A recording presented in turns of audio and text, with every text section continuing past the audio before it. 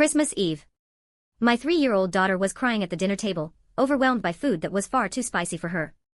My father-in-law slammed his chopsticks down, pointed straight at her, and shouted, "If she can't eat it, then get out of here." That was the moment I knew this marriage was over. My husband just sat there, frozen, eyes down, pretending none of it was happening. I didn't argue. I didn't raise my voice.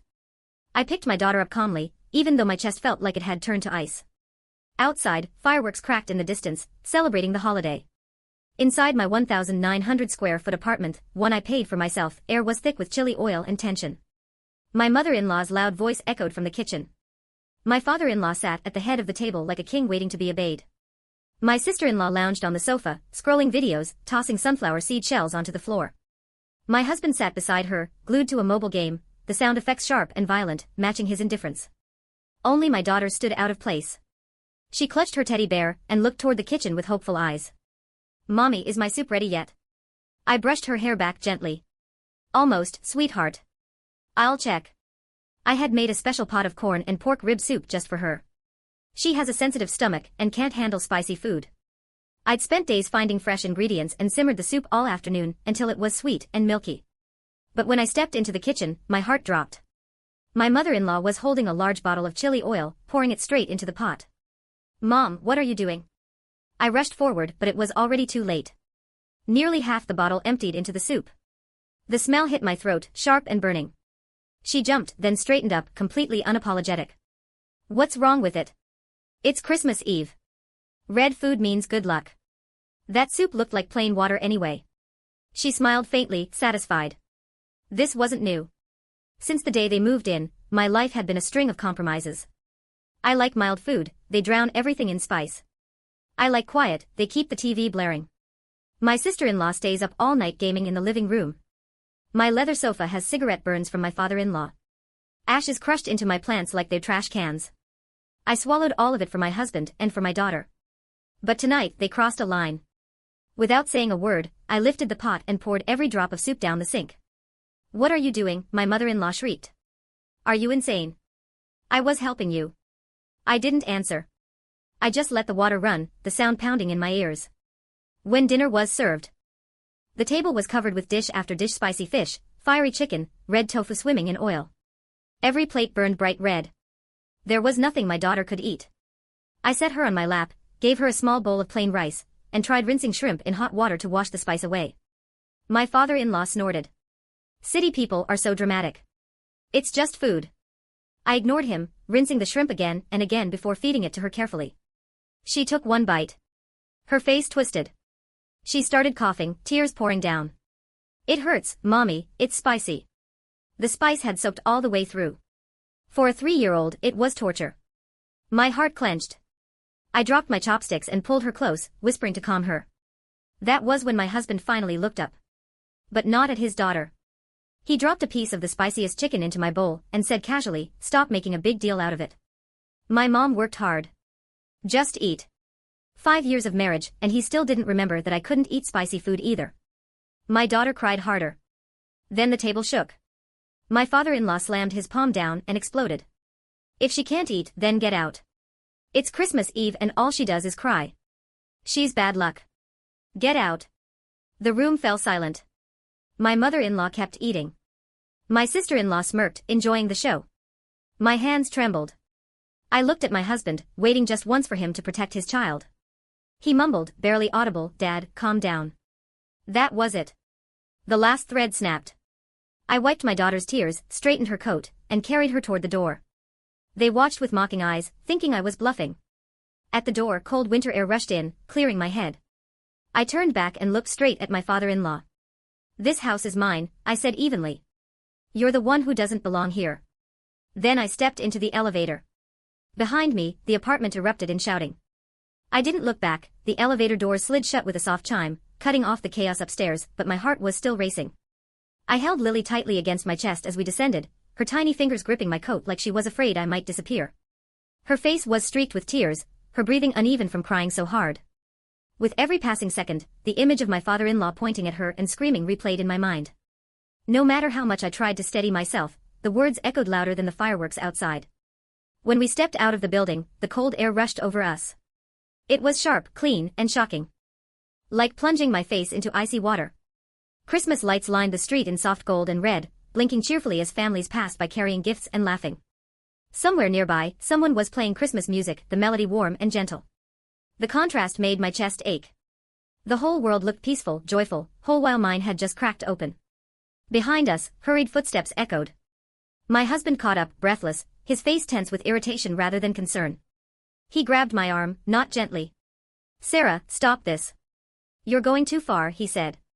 "It's Christmas Eve. Do you really need to blow things up like this?" I slowly pulled my arm free. "Your father screamed at our 3-year-old daughter," I said, each word measured. "He told her to get out. And you sat there."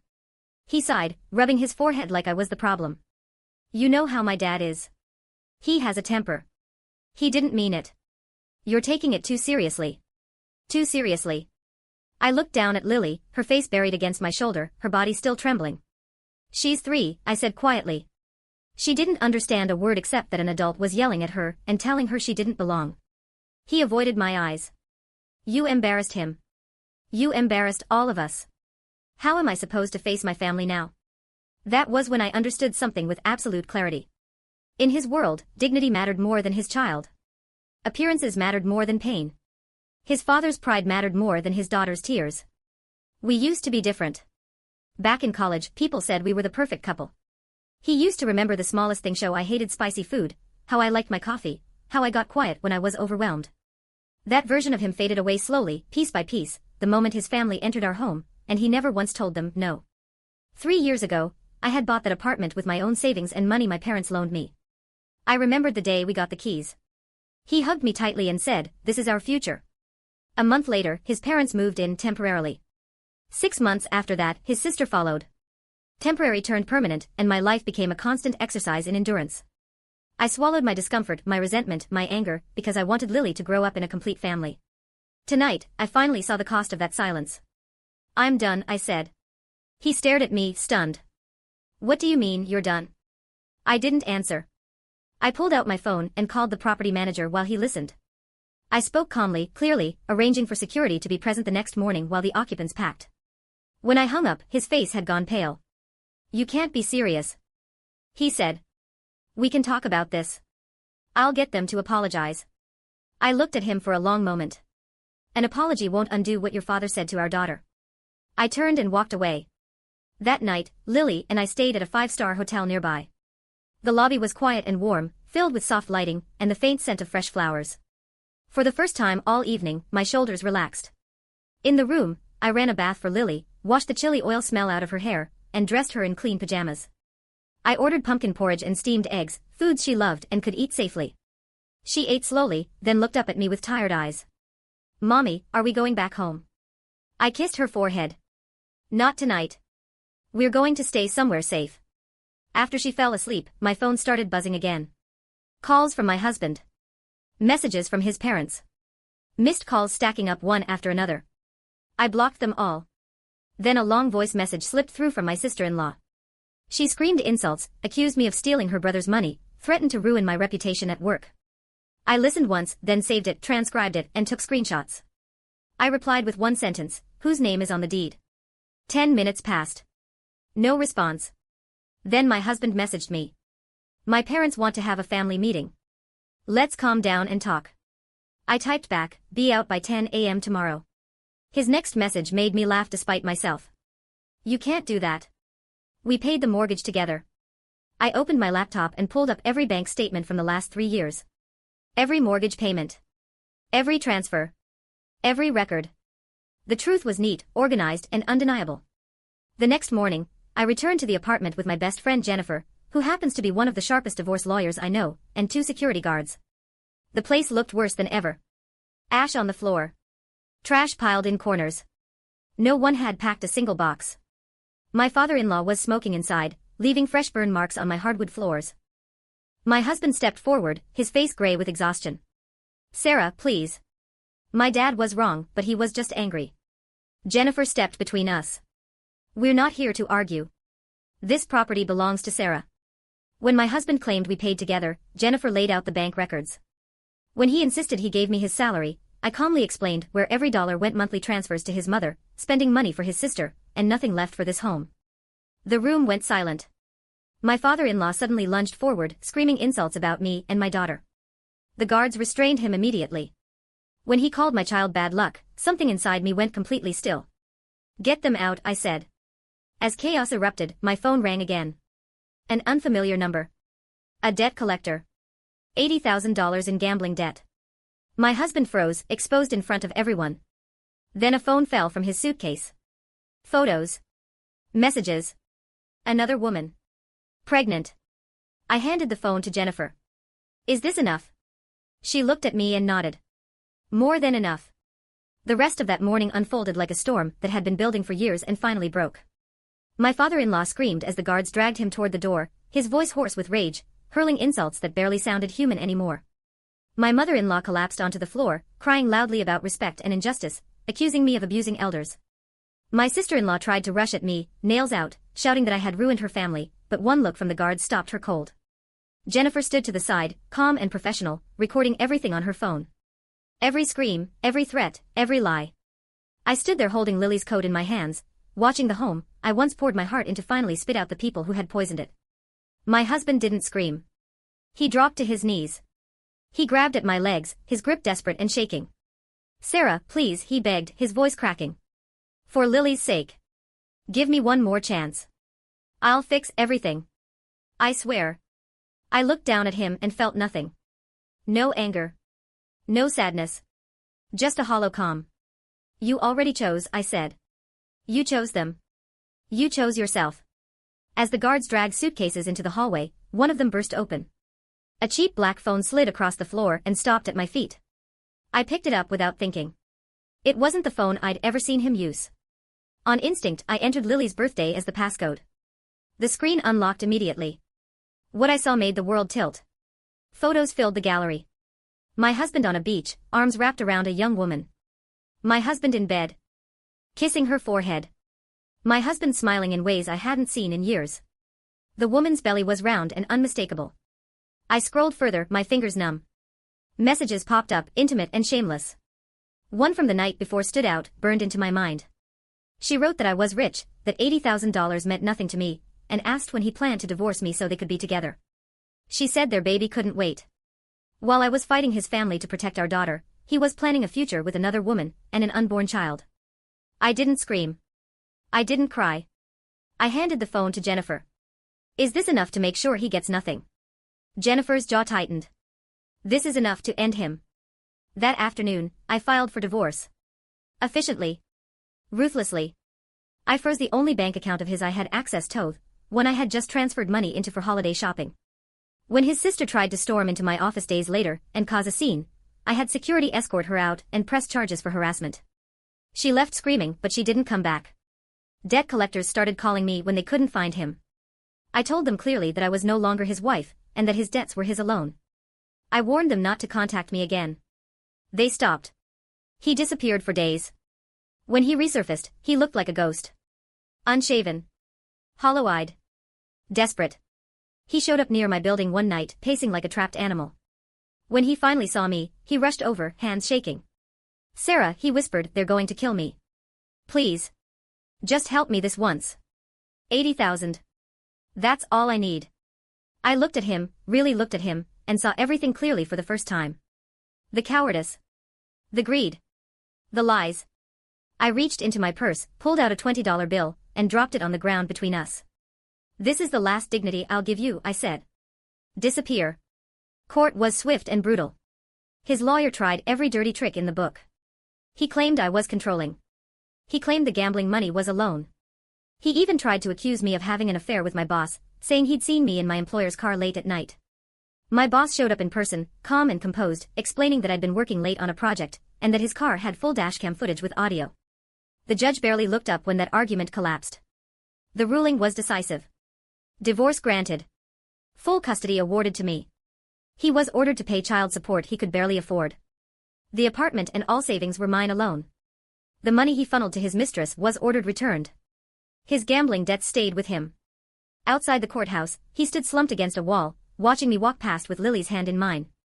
He didn't follow. In the weeks that followed, his life unraveled completely. His workplace was informed of his gambling and misconduct. He was fired within hours. His pregnant mistress vanished the moment the money dried up. His family moved into a cramped, damp basement apartment, fighting constantly. His sister's engagement fell apart when the scandal reached her fiancé's family. They demanded everything back and left her with nothing. I heard later that my former father-in-law suffered a stroke from the stress. My mother-in-law called me, crying, begging me to let him see Lily one last time. I listened quietly, then told her the truth. The day he screamed at a 3-year-old to get out was the day he stopped being her grandfather. I hung up and never answered her again. What stayed with me most wasn't the betrayal or the chaos. It was the quiet that came afterward. The relief. The way Lily slept peacefully again. The way my chest finally felt light. For the first time in years, I wasn't bracing myself for the next insult, the next compromise, the next wound. I had chosen my child. I had chosen myself.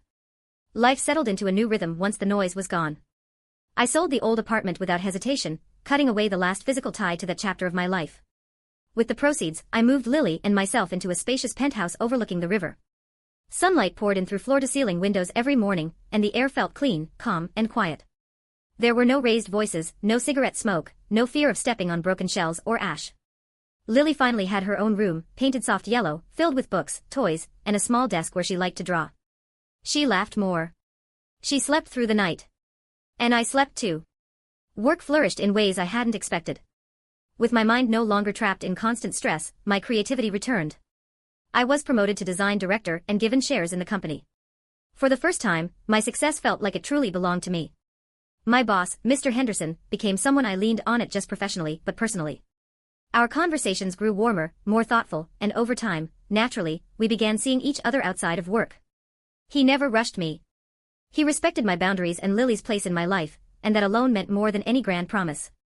One afternoon, months later, I drove Lily to her writing lesson. She sat in the back seat humming to herself, swinging her legs, carefree. As I pulled into the stable parking lot, I noticed a man directing traffic, wearing a faded security uniform and an ill-fitting cap. His movements were stiff and awkward. His back was hunched, his hair brittle and gray. He looked far older than he should have. A driver in a luxury car rolled down the window and yelled at him impatiently. The man bowed repeatedly, apologizing.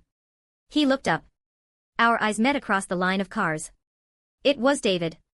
I didn't react. I didn't flinch. I simply watched. Hidden behind oversized sunglasses, as he stared back in disbelief. There was no anger in me, no triumph. Just distance. An unbridgeable gap between who I had become and who he was now. From the back seat, Lily leaned forward. "Mommy, why is that man staring at us?" I glanced at her in the rearview mirror and smiled gently. "He's just someone asking for directions," I said. "I don't know him."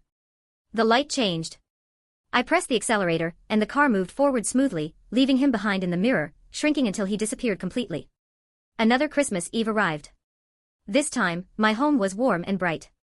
My parents had come to stay, filling the kitchen with laughter as we cooked together. The table was set with care dishes my parents loved, a simple steamed fish for me, and a pot of corn and chicken soup for Lily, clear and gentle, without a trace of spice. Christmas music played softly in the background. Outside, city lights shimmered like stars. Lily ran through the living room in a red jacket, her laughter light and free. When the doorbell rang, it was Mr. Henderson, holding a bottle of wine and a Lego set for Lily. We sat together, unhurried, talking and laughing, no tension hanging in the air, no one afraid to speak or eat. As midnight approached, fireworks bloomed across the sky. Lily took a sip of her soup and smiled. "Mommy," she said happily, "this dinner is so good." I reached over and stroked her hair. I looked at my parents, at the men beside me, at the peaceful room filled with warmth instead of fear. My eyes stung, but I smiled. This was home.